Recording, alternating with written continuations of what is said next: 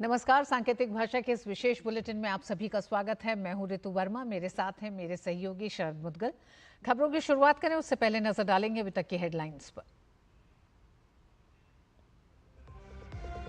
भारत पाकिस्तान तनाव के बीच अहम बैठकों का दौर, राजनाथ सिंह की सीडीएस और तीनों सेना प्रमुखों के साथ गहन चर्चा। गृहमंत्री अमित शाह से मिले बीएसएफ और सीआईएसएफ के डीजी।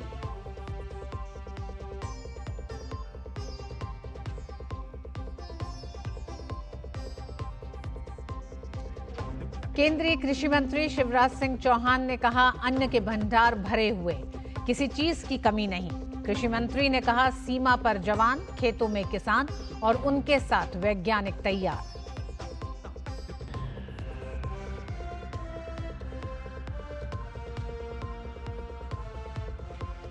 केंद्रीय वित्त मंत्री निर्मला सीतारमण आज शाम बैंकों और वित्तीय संस्थानों के साथ करेंगी बैठक। साइबर सुरक्षा की तैयारियों की बैठक में होगी समीक्षा।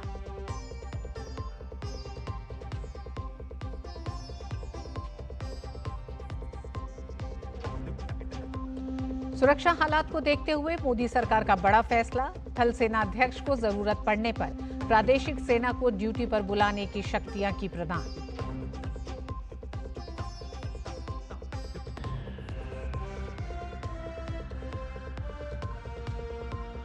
और 26 से 11 मुंबई हमले का mastermind Tahawwur Rana Patiala house court में हुआ पेश।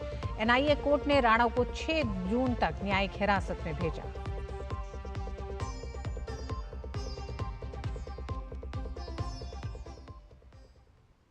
तनावपूर्ण सुरक्षा हालात के मद्देनजर केंद्र सरकार एक्शन मोड में नजर आ रही है। दिल्ली में ताबड़तोड़ बैठकें की जा रही हैं।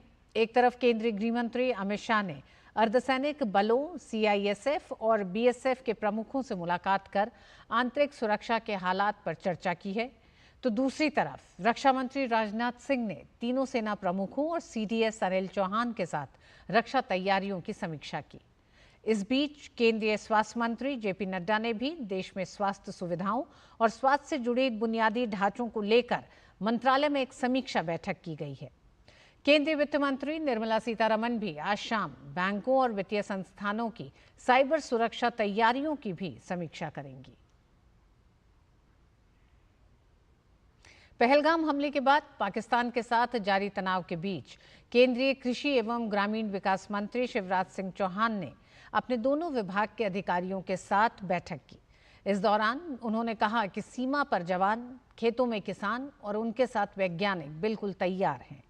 उन्होंने जोर देते हुए कहा कि हमारे अन्न के भंडार भरे हुए हैं और किसी भी चीज़ की कमी नहीं है। हमारे गेहूं के भंडार भी भरे हैं, चावल के भंडार भी भरे हैं, दालों का बफर स्टॉक भी हमारे पास है। नेतृत्व में हमारा देश हर दिशा में आगे बढ़ रहा है और देश तैयार है। कृषि विभाग और ग्रामीण विकास विभाग भी तैयार है। जवान से सीमा पर, किसान खेत में और कृषि विभाग भी यहां से कोई कसर नहीं छोड़ेगा। ऐसे भ्रम में किसी को आने की जरूरत ही नहीं है।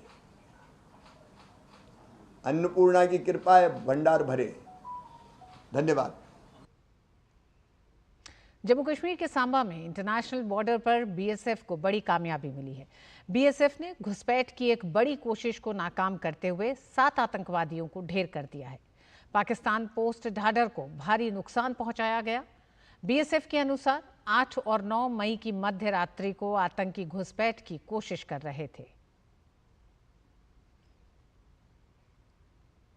नियंत्रण रेखा के पार से भारी गोलाबारी के मद्देनजर उत्तरी कश्मीर के उरी और तंगधार सेक्टरों के कई इलाकों में रिहायशी घरों और दुकानों को नुकसान पहुंचाने की खबर है।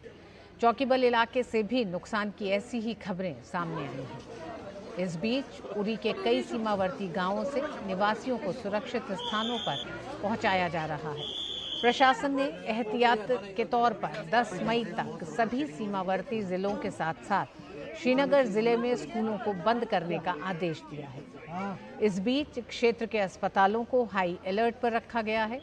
संवेदनशील क्षेत्रों में बंकरों और सामुदायिक आश्रयों को पुनर्जीवित और सुदृढ़ करने के प्रयास भी चल रहे हैं।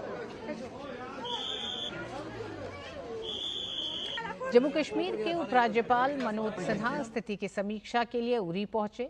उपराज्यपाल ने स्थानीय लोगों, सुरक्षा बलों से मुलाकात की और जमीनी हालात की समीक्षा की। उपराज्यपाल मनोज सिन्हा ने कहा कि भारतीय सशस्त्र बल किसी भी तरह की स्थिति से निपटने के लिए तैयार है। जम्मू कश्मीर प्रशासन ये सुनिश्चित कर रहा है कि यहाँ के लोगों को किसी भी तरह की असुविधा का सामना न करना पड़े। हमारी सेना का जोश बहुत हाई है और किसी भी स्थिति का मुकाबला करने के लिए भारतीय सेना तैयार है।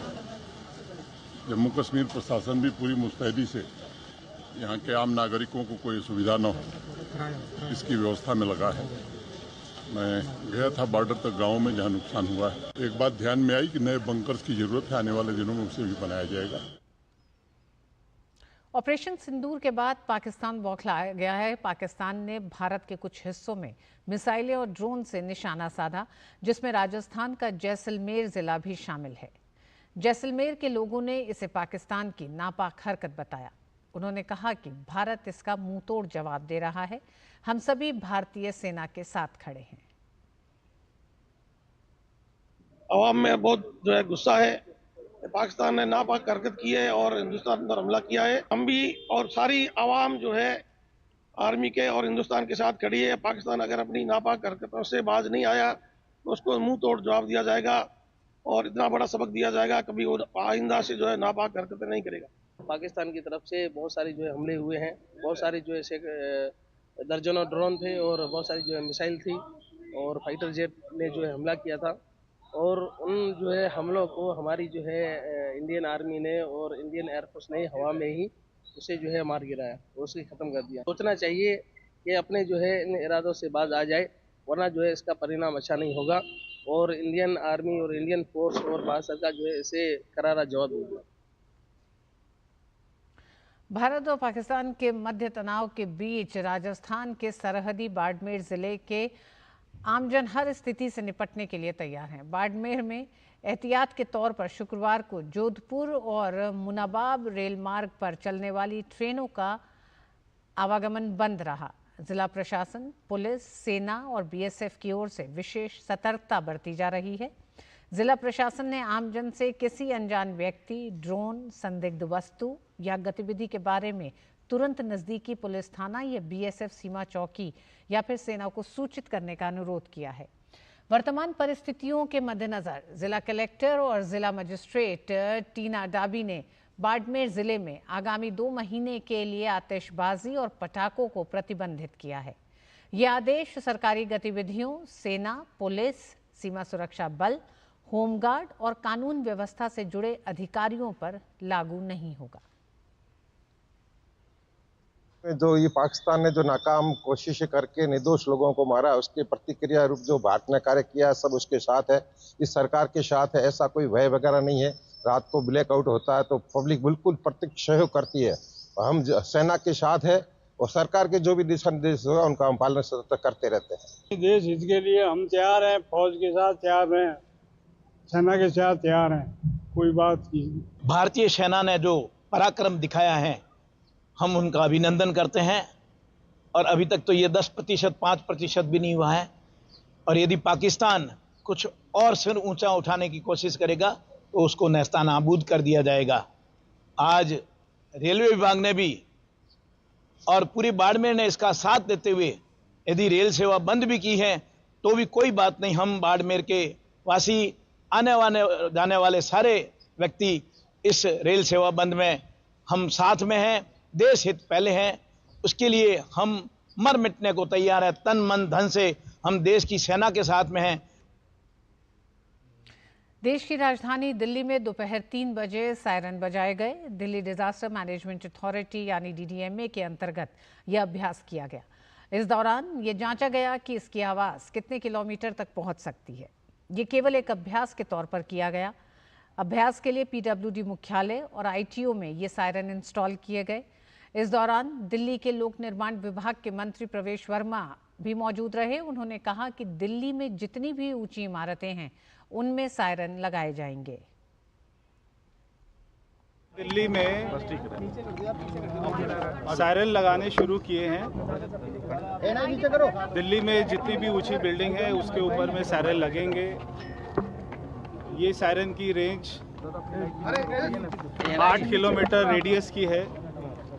ऐसे दिल्ली में आज रात से ही 40 से 50 और सायरन हाई राइज बिल्डिंग में, ऊंची बिल्डिंगों में लगने शुरू होंगे और ऐसे आपातकाल की स्थिति में हम इसको चलाएंगे और ये एक ही कमांड सेंटर से हम इसको चला सकते हैं। भारत और पाकिस्तान के बीच बढ़ते तनाव के मद्देनजर महाराष्ट्र के मुख्यमंत्री देवेंद्र फडणवीस ने आज पुलिस और प्रशासनिक एजेंसियों के साथ राज्य की संपूर्ण सुरक्षा और तैयारियों की समीक्षा की। इस बैठक में उप मुख्यमंत्री एकनाथ शिंदे भी मौजूद थे। मुख्यमंत्री फडणवीस ने मॉक ड्रिल, ब्लैकआउट आदि से जुड़ी तैयारियों की समग्र समीक्षा करते हुए कई दिशा निर्देश भी जारी किए। बैठक में तटरक्षक बल, भारतीय नौसेना और मुंबई पुलिस के शीर्ष अधिकारी शामिल हुए। बैठक के बाद मीडिया से बात करते हुए फडणवीस ने वित्तीय राजधानी की सुरक्षा में अंतर एजेंसी समन्वय के महत्व पर जोर दिया। उन्होंने कहा, मुंबई में तटरक्षक बल, नौसेना और पुलिस प्रशासन एक दूसरे के साथ समन्वय में काम कर रहे हैं। इन सभी एजेंसियों द्वारा नियमित अभ्यास किए जा रहे हैं। चाहे वो पुलिस हो, चाहे कोस्ट गार्ड हो, चाहे नेवी हो, सारे लोग अलर्ट मोड पर है। रेगुलर एक्सरसाइजेस चलती है, उसके एसओपीज तय है। उसके अनुसार जो आपके वॉर बुक होते हैं, उसके अनुसार जो भी चीजें करनी जरूरी है वो सारी चीजें हमने की है। अभी इसके बाद एक हमारे इंटरनल सिक्योरिटी के दृष्टि से भी हम लोग एक जायजा लेने वाले हैं। एक मीटिंग भी हम लोगों ने बुलाई हुई है, तो हम लोग पूरे अलर्ट मोड पर हैं। रक्षा मंत्रालय ने रक्षा अभियानों के दौरान मीडिया और डिजिटल प्लेटफॉर्म के लिए एक एडवाइजरी जारी की है। मंत्रालय ने सभी मीडिया चैनलों, डिजिटल प्लेटफॉर्म्स और संबंधित लोगों को सलाह दी है कि वे रक्षा अभियानों और सुरक्षा बलों की गतिविधियों की लाइव कवरेज या रियल टाइम रिपोर्टिंग से परहेज करें, क्योंकि इस प्रकार की संवेदनशील या स्रोत आधारित जानकारी का खुलासा अभियान की प्रभावशीलता को नुकसान पहुंचा सकता है और लोगों की जान को खतरे में डाल सकता है। रक्षा मंत्रालय ने कारगिल युद्ध, 26/11 मुंबई हमले और कंधार अपहरण जैसी घटनाओं का हवाला देते हुए बताया कि संकट के समय में जल्दबाजी या अपुष्ट रिपोर्टिंग किस प्रकार गंभीर परिणाम ला सकती है। मंत्रालय ने बताया कि केबल टेलीविजन नेटवर्क संशोधन नियम 2021 की धारा 6(1)(p) के अनुसार आतंकवाद विरोधी अभियानों के दौरान केवल अधिकृत अधिकारियों द्वारा समय समय पर दी जाने वाली जानकारी ही प्रसारित की जा सकती है। साथ ही सभी संबंधित पक्षों से आग्रह है कि वे पूरी सतर्कता, संवेदनशीलता और जिम्मेदारी के साथ कार्य करें और पत्रकारिता और राष्ट्र सेवा के उच्चतम मानकों का पालन करें। बुलेटिन में वक्त एक छोटे से ब्रेक का। डीडी न्यूज पे खबरें जारी रहेंगी, देखते रहिए डीडी न्यूज।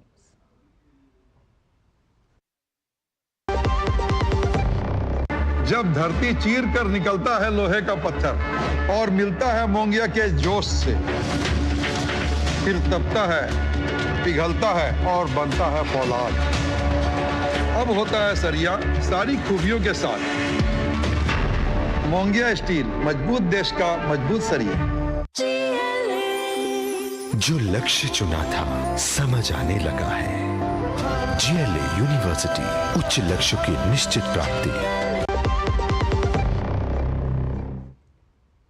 भारत पाकिस्तान तनाव के बीच सूचना एवं प्रसारण मंत्रालय ने सोशल मीडिया प्लेटफॉर्म पर #India Fights Propaganda अभियान शुरू किया है। इस अभियान को समर्थन देने और इसे आगे बढ़ाने के लिए सभी से अनुरोध है कि वे संबंधित विभागों, मीडिया इकाइयों के सभी आधिकारिक सोशल मीडिया अकाउंट पर इसे प्रोफाइल चित्र के रूप में डालें।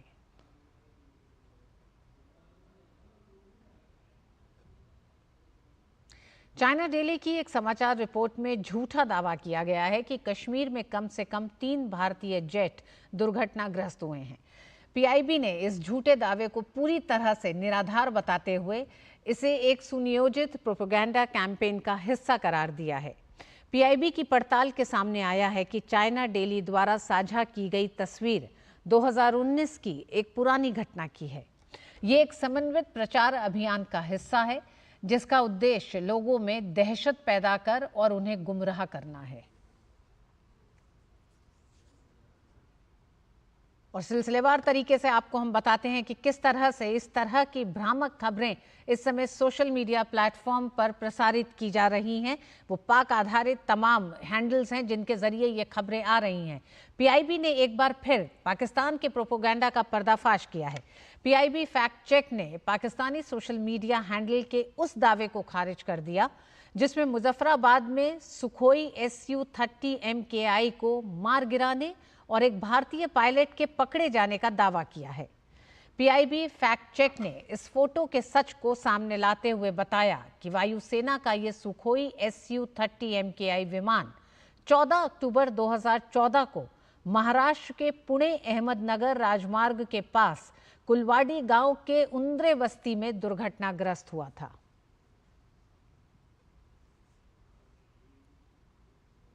पीआईबी ने एक बार फिर पाकिस्तान के प्रोपेगेंडा का पर्दाफाश किया है। सोशल मीडिया पर एक वीडियो शेयर किया जा रहा है जिसमें भारी MLRS यानी मल्टीपल लॉन्च रॉकेट सिस्टम से बमबारी दिखाई जा रही है और इसे भारत पर पाकिस्तान के हमले की तस्वीर बताया जा रहा है। पीआईबी ने पाक सोशल मीडिया हैंडल के इस झूठे दावे की पोल खोल दी है।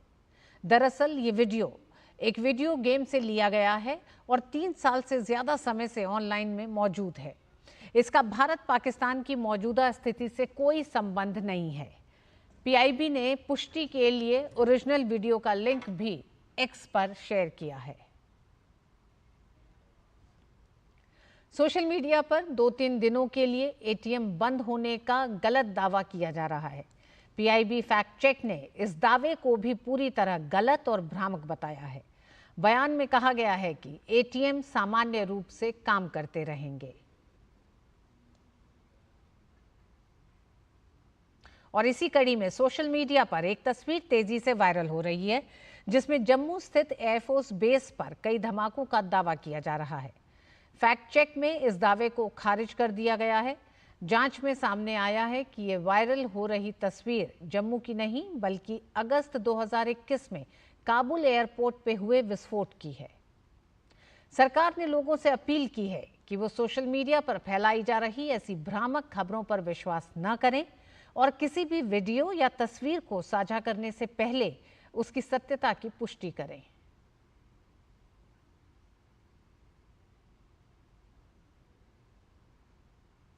पाकिस्तान ने फर्जी दावों की सारी हद पार कर दी है। पाक सोशल मीडिया हैंडल्स पर एक पोस्ट में यह दावा किया गया कि भारतीय सेना ने अमृतसर और अपने ही नागरिकों पर हमला करने के लिए अंबाला एयरबेस का इस्तेमाल किया। पीआईबी ने बताया कि यह दावा पूरी तरह से निराधार है और पाकिस्तान के एक सुनियोजित मिस इन्फॉर्मेशन कैंपेन का हिस्सा है। जवाब में पीआईबी ने रक्षा मंत्रालय की एक प्रेस रिलीज जारी की और पाकिस्तान के झूठे दावे की पोल खोल दी।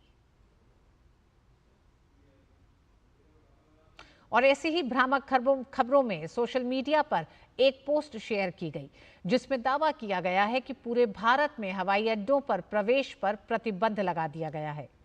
पीआईबी ने इस फर्जी खबर का भी भांडाफोड़ किया और इसे गलत बताया क्योंकि सरकार की ओर से ऐसा कोई निर्णय नहीं लिया गया है। पीआईबी ने एक्स पर बताया कि सोशल मीडिया पोस्ट में किया जा रहा दावा पूरी तरह से गलत है। इसके अलावा दिल्ली एयरपोर्ट और कई एयरलाइंस द्वारा यात्रियों के लिए प्रस्थान के 3 घंटे पहले एयरपोर्ट पहुंचने की एडवाइजरी भी पाक के झूठे दावे को साबित कर रही है। और इन्हीं खबरों के सिलसिले में सोशल मीडिया पर इन दिनों एक फिदाइन हमले की फर्जी खबर तेजी से वायरल हो रही है जिसमें दावा किया जा रहा है कि जम्मू कश्मीर के राजौरी जिले में एक आर्मी ब्रिगेड पर आत्मघाती हमला हुआ है। पीआईबी फैक्ट चेक में इस खबर को सिरे से खारिज कर दिया है। बयान में कहा गया है कि राजौरी में किसी भी प्रकार का फिदाइन हमला नहीं हुआ है। ये खबर पूरी तरह फर्जी और भ्रामक है। जनता से अपील की है कि वे सोशल मीडिया पर फैल रही भ्रामक खबरों पर विश्वास न करें। बीसीसीआई ने भारत और पाकिस्तान के बीच बढ़ते तनाव को देखते हुए आईपीएल 2025 के शेष मैचों को एक सप्ताह के लिए स्थगित कर दिया है। बीसीसीआई के वरिष्ठ अधिकारियों और आईपीएल गवर्निंग काउंसिल ने सभी प्रमुख हितधारकों के साथ परामर्श के बाद आईपीएल को एक सप्ताह के लिए स्थगित करने का फैसला लिया। बैठक में आईपीएल के अध्यक्ष अरुण धूमल भी शामिल थे। आईपीएल में आज रॉयल चैलेंजर्स बेंगलुरु का सामना लखनऊ सुपर जायंट्स से होना था। इससे पहले कल धर्मशाला में पंजाब किंग्स और दिल्ली कैपिटल्स के बीच खेला गया मैच भी 10 ओवर के बाद रद्द कर दिया गया था। फिलहाल आईपीएल में 12 ग्रुप स्टेज के मैच खेले जाने बाकी हैं। इसके बाद प्लेऑफ और फाइनल खेले जाएंगे। 26/11 मुंबई आतंक हमले के मास्टरमाइंड तहव्वुर राणा को एनआईए कोर्ट ने 6 जून तक न्यायिक हिरासत में भेज दिया है। एनआईए की कस्टडी खत्म होने के बाद पटियाला हाउस कोर्ट की एनआईए स्पेशल कोर्ट में पेश किया गया। राणा को हाल ही में अमेरिका से प्रत्यर्पित कर भारत लाया गया था। किसी भी प्रकार की प्रतिकूल स्थिति से निपटने के लिए नागरिक सुरक्षा उपायों पर आपदा मित्र स्वयंसेवकों को प्रशिक्षण प्रदान करने के उद्देश्य से दिल्ली आपदा प्रबंधन प्राधिकरण ने एक कार्यशाला का आयोजन किया, जिसमें एनडीएमए, एनडीआरएफ और इंडियन रेड क्रॉस सोसाइटी ने दिल्ली के 1800 आपदा मित्रों को प्रशिक्षित किया।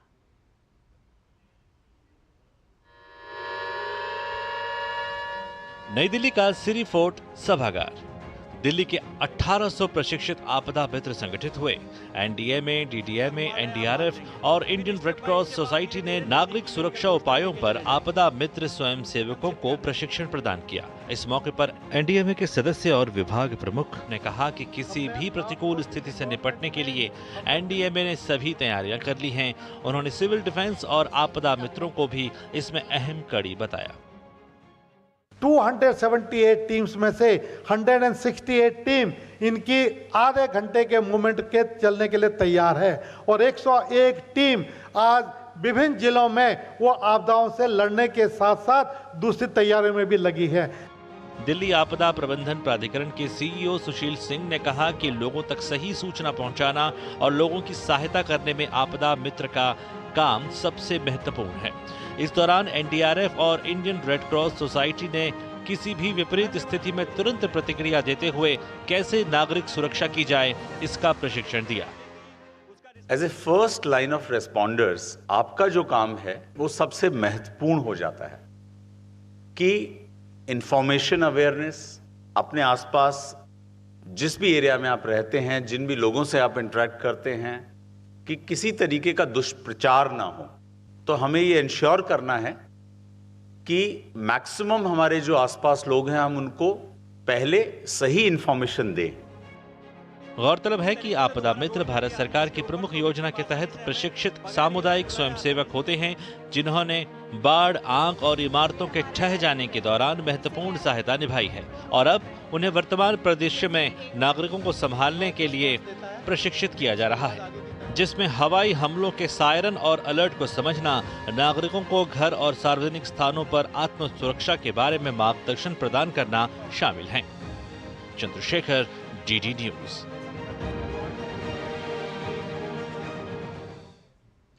आदिवासी छात्रों का सशक्तिकरण कर उन्हें समाज की मुख्यधारा से जोड़ने के लिए केंद्र सरकार ने बड़ी पहल की है। जनजातीय कार्य मंत्रालय ने इस साल जेईई मेंस परीक्षा उत्तीर्ण करने वाले अनुसूचित जनजाति के छात्रों के लिए राजधानी दिल्ली में निःशुल्क कोचिंग की व्यवस्था की है, ताकि ये छात्र जेईई एडवांस परीक्षा क्वालिफाई कर सके। केंद्र सरकार के जनजातीय कार्य मंत्रालय के अधीन संचालित एकलव्य आदर्श आवासीय विद्यालयों में पढ़ने वाले अनुसूचित जनजाति के 200 से अधिक छात्रों ने इस साल जेईई मेन परीक्षा उत्तीर्ण कर जेईई एडवांस के लिए क्वालिफाई किया है। जेईई एडवांस परीक्षा बेहद कठिन मानी जाती है और इसी के जरिए प्रतिष्ठित भारतीय प्रौद्योगिकी संस्थानों यानी आईआईटी में दाखिले होते हैं। इन आदिवासी छात्रों का आईआईटी में पढ़ने का सपना पूरा करने के लिए केंद्र सरकार पूरी मदद कर रही है। जनजातीय कार्य मंत्रालय के तहत काम करने वाले राष्ट्रीय आदिवासी छात्र शिक्षा समिति ने जेईई मेन परीक्षा उत्तीर्ण कर चुके इन आदिवासी छात्रों के लिए देश की राजधानी दिल्ली में कोचिंग की व्यवस्था की है। पेस आईआईटी एंड मेडिकल संस्थान के सहयोग से 200 से अधिक आदिवासी छात्र राजधानी में जेईई एडवांस परीक्षा की तैयारी कर रहे हैं। इट्स अ कमेंडेबल जॉब जो गवर्नमेंट कर रही है, क्योंकि इन सबको हर कुछ sir, best education, best teachers, पूरी इंडिया से बेस्ट टीचर्स मिल रहे हैं इनको। और इनको सर उसके बाद अगर हम देखा जाए तो एवरी फैसिलिटी, फूड की, लॉजिंग की, एवरीथिंग। एक्स्ट्रा क्लासेस सर, हम इनकी शाम की भी क्लासेस हैं, इनकी रात की भी सुपरविजन है। इनको एक्स्ट्रा क्लासेस दी जा रही है। इनको इन आईआईटी और जेईई और नीट जो भी ये कॉम्पिटिटिव एग्जामिनेशंस हैं, इन सब के लिए तैयार किया जा रहा है सर, ताकि ये मेन स्ट्रीम में आए। बच्चों के हम एक रेगुलरली टेस्ट ले रहे हैं जिसमें कि बच्चों के वीक पॉइंट्स पता लग रहे हैं। वो हम टीचरों के साथ रातों रात बैठ के वो सारे वीक पॉइंट्स को एनालाइज करते हैं। उसमें हम टीचर्स फिर बच्चों को नेक्स्ट डे वही पढ़ाते हैं जो बच्चों के वीक एरियाज़ हैं। रात को 11-11, 12-12 बजे तक क्लासेस चल रही हैं। तो बच्चों को योगा भी करा रहे हैं हम, जिससे कॉन्सेंट्रेशन चलता रहे बच्चों का। तो पढ़ाई के तौर पे तो बच्चों के अभी तो हम डाउट्स और जो उनके कॉन्सेप्ट्स हैं वो क्लियर कर रहे हैं। जेईई एडवांस परीक्षा की तैयारी के लिए देश के दूर दराज इलाकों से ये आदिवासी छात्र दिल्ली आए हैं। इन छात्रों का कहना है कि 15 दिनों की कोचिंग से इस बेहद कठिन परीक्षा के लिए उनकी तैयारी और बेहतर हुई है। खुशी तो बहुत हुई यहाँ पे आने की कि अच्छी अपॉर्चुनिटी मिली है, और एक उमंग भी आ गया कि अब अपॉर्चुनिटी मिली है तो इसका पूरा भरपूर फ़ायदा उठाएंगे और आईआईटी क्रैक करके करना ही है। मतलब आईआईटी क्रैक काफ़ी बहुत ही ज़्यादा सपोर्ट मिल रहा है, क्योंकि सर इससे जो हमारा कॉन्फिडेंस लेवल बहुत लो था कि हो पाएगा या नहीं, और अभी लग रहा है कि हाँ मतलब हो सकता है कुछ आगे। गौरतलब है कि इस साल 18 मई को जेईई एडवांस परीक्षा का आयोजन होना है। आईआईटी में दाखिले के लिए जी तोड़ मेहनत कर रहे इन आदिवासी छात्रों को उम्मीद है कि केंद्र सरकार के सहयोग से उनका आईआईटी में पढ़ने का सपना साकार होगा, जो पूरे आदिवासी समुदाय के सशक्तिकरण और उन्हें मुख्य धारा में लाने में मददगार साबित होगा। Nishant Saurabh, DD news, Delhi. और इस बुलेटिन में बस इतना ही। मुझे और शरद को दीजिए अनुमति। नमस्कार।